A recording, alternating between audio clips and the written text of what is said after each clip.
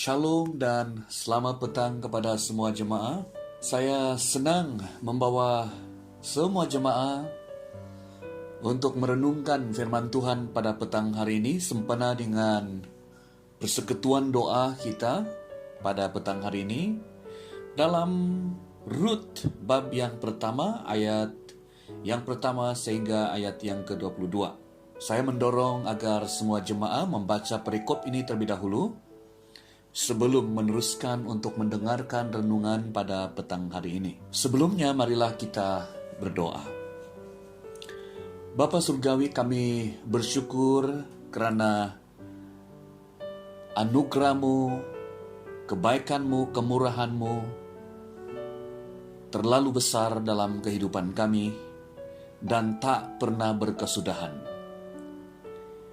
Oh Tuhan, ajarilah kami untuk bersyukur atas segala anugerah, kemurahan, dan kebaikan yang Engkau telah nyatakan dan Engkau selalu nyatakan dalam kehidupan kami.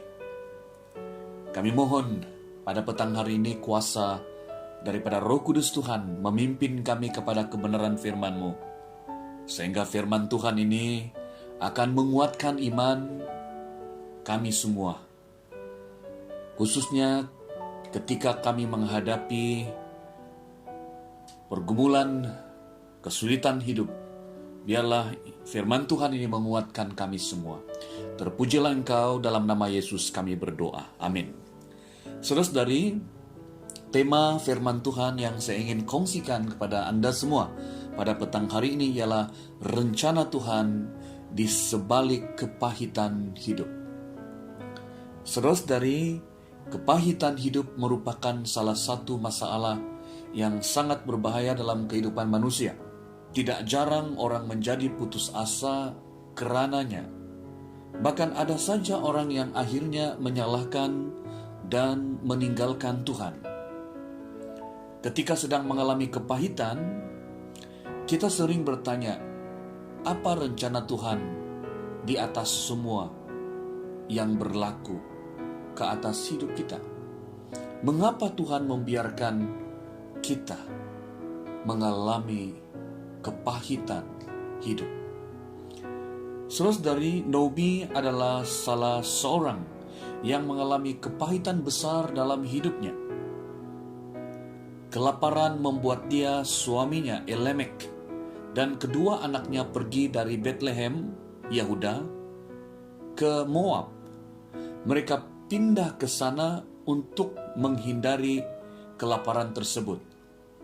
Namun di sana justru mereka mengalami masalah yang bertubi-tubi.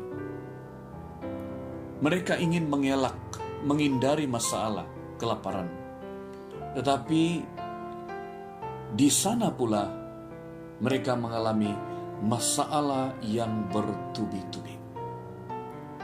Elimelek dan kedua anaknya yang sudah menikah dengan perempuan Moab, yaitu Orpa dan Rut, meninggal dunia.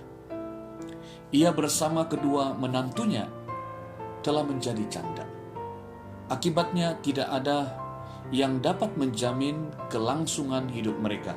Hal inilah yang membuat Naomi mengalami penderitaan dan kepahitan hidup yang sangat dalam.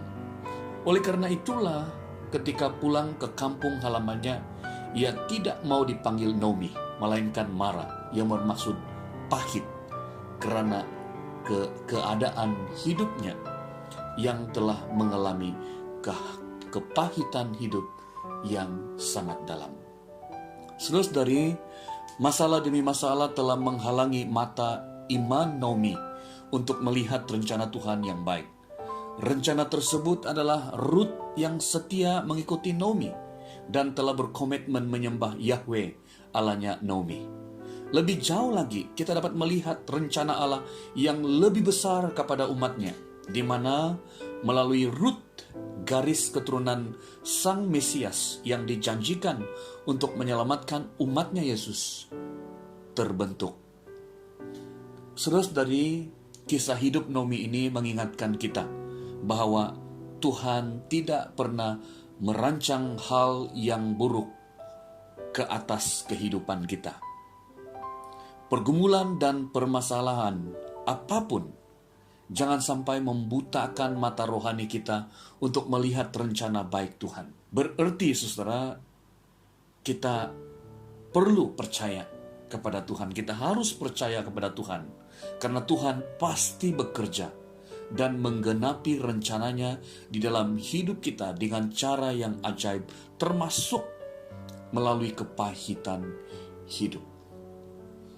Saya selalu bilang, saudara, bahwa rencana Tuhan di atas kehidupan kita itu lebih kuat berbanding dengan kelemahan ataupun keterbatasan yang kita ada dalam hidup ini. Berarti, saudara, yang mengerjakan rencana Tuhan itu adalah Tuhan sendiri.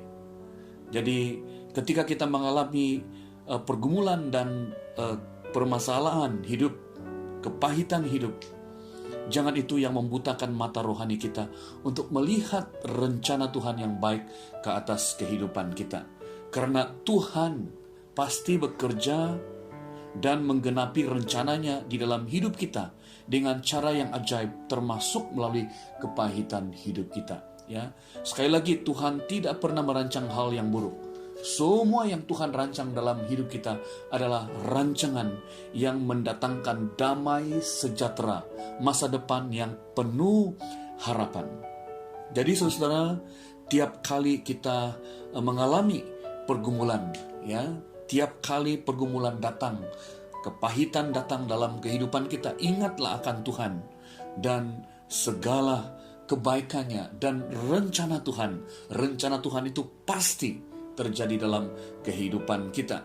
Sebab itulah saya mendorong setiap kita, marilah kita tetap percaya kepada Tuhan, tetap percaya kepada rencana Tuhan, karena rencana Tuhan tak pernah gagal di dalam kehidupan kita. Rencana Tuhan itu pasti terjadi dalam kehidupan kita. Marilah terus mengimani rancangan Tuhan ke atas kehidupan kita.